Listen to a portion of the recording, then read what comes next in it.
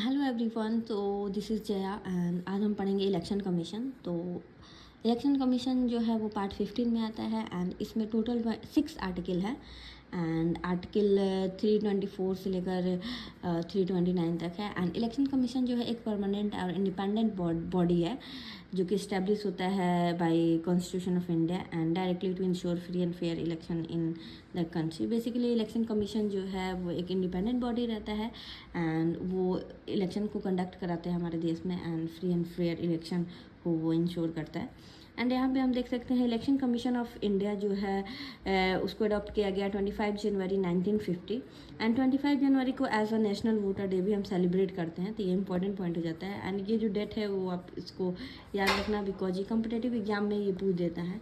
And election commission में 3 member होते हैं जो रिसेंट में है उसके मैंने नाम लिख दिया है। गणेश कुमार हैं and doctor Sukhvir Singh Sindhu and doctor Vivek Joshi.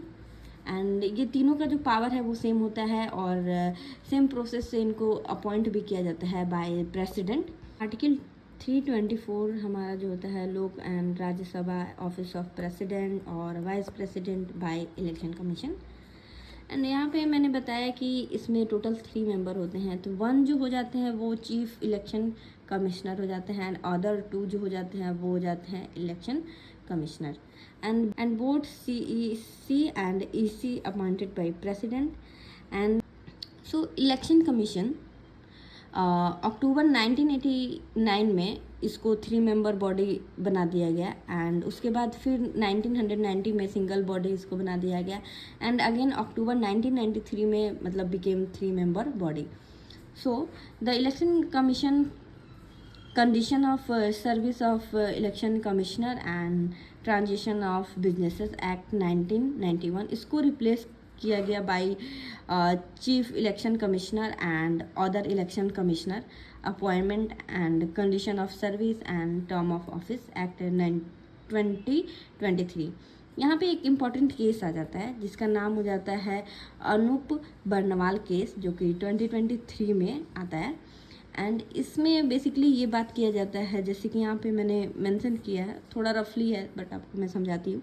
जैसे चीफ इलेक्शन कमिश्नर जो है उसमें 1 मेंबर होते हैं उसका इसका जो रिमूवल प्रोसेस है जैसे सुप्रीम कोर्ट के जज रिमूव होते हैं सेम वैसे ही चीफ इलेक्शन कमिश्नर को रिमूव किया जाता है। सो जज जो होते हैं सुप्रीम कोर्ट के उसको 2 ग्राउंड्स होते हैं रिमूव करने के लिए। फर्स्ट वन जो हो जाता है proved misbehaviour and second one जो हो जाता है इनकैपेसिटी। उसके बाद स्पेशल मेजोरिटी होता है एंड उसके बाद प्रेसिडेंट जो हो जाए एंड उसके बाद प्रेसिडेंट डिक्लेयर कर देते हैं कि वो रिमूव कर जाए। एंड इलेक्शन कमिश्नर जो हो जाते हैं जिसके में 2 बॉडी होता है। यहाँ पे मैंने बताया कि टोटल 3 मेंबर होते हैं। तो 2 इलेक्शन कमिश्नर जो होते हैं उन 2 मेंबर होते हैं जो कि CEC के कहने पे उनको हटा दिया जाता है। CEC जो है प्रेसिडेंट से बोलते हैं कि इनको हटा दिया जाए तो वो उनको रिमूव कर देते हैं। तो यहाँ पे इस केस में अनूप बर्नवाल केस में यही बोला जाता है कि जब दोनों का पावर सेम है एंड दोनों को अपॉइंट करने का प्रोसेस जो है वो सेम है तो then why removal process is not same for EC। तो यहाँ पे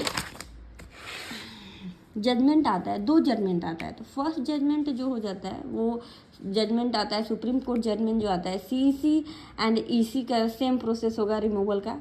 एंड सेकंड जजमेंट जो होता है CEC and EC should be appointed by a panel और उस पैनल में इंक्लूडेड होंगे prime minister of India and leader of opposition and chief justice of India. ये 2 जजमेंट हैं एंड बट हमारे गवर्नमेंट जो है ये PM और लीडर ऑफ अपोजिशन को तो रखते हैं लेकिन चीफ जस्टिस ऑफ इंडिया की जगह पे वो रख देते हैं union cabinet minister nominated by PM। तो यहाँ पे भी पड़ला हमारे प्राइम मिनिस्टर का ही भारी हो जाता है बट अपॉइंटिंग अथॉरिटी जो होती है अभी भी प्रेसिडेंट के पास ही होती है। तो अब हम देखेंगे power and function of election commission. तो यहाँ पे सबसे फर्स्ट हमारा हो जाता है supervision. It oversee and manage all aspects of election in the country. Basically election commission जो होते हैं वो हमारे कंट्री में सारे एस्पेक्ट्स को कंट्रोल और मैनेज करते हैं।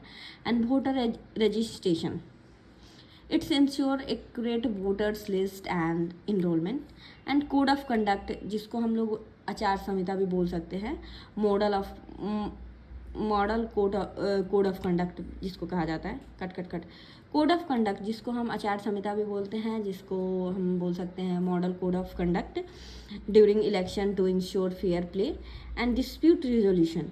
It settles disputes related to elections like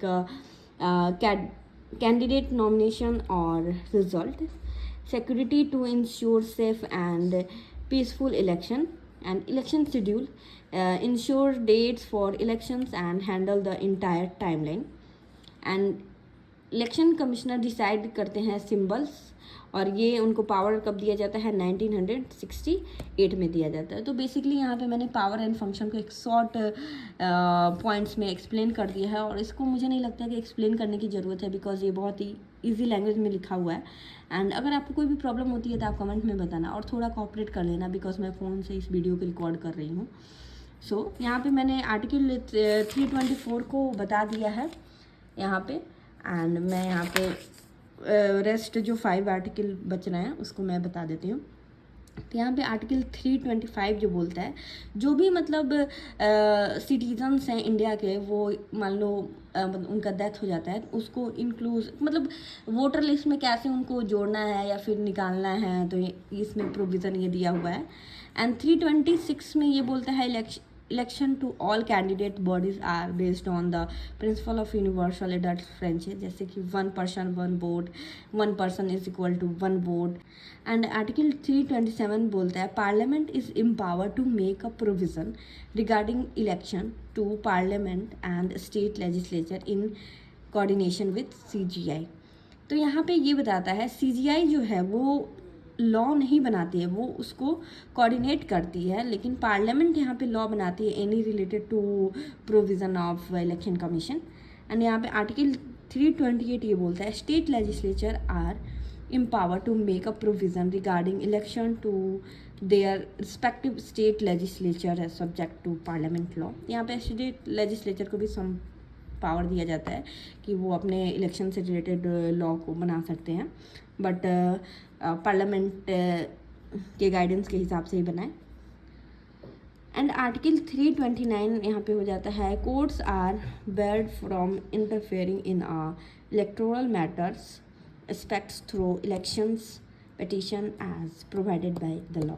सो यहाँ पे आर्टिकल के साथ मैंने सारा एक्सप्लेन कर दिया इलेक्शन कमीशन को. तो आप मेरे चैनल को सब्सक्राइब कर लेना ताकि कोई भी अपडेट आपको मिस ना हो. एंड यहाँ पे हमारा जो नेक्स्ट टॉपिक होगा इलेक्टोरल रिफॉर्म्स इन इंडिया, ये मैं कल पढ़ाऊँगी. So thank you so much for watching. And यहाँ पे मैं एक क्विक आपको दे देती हूँ ताकि आप अच्छे से इसको स्क्रीनशॉट ले लो.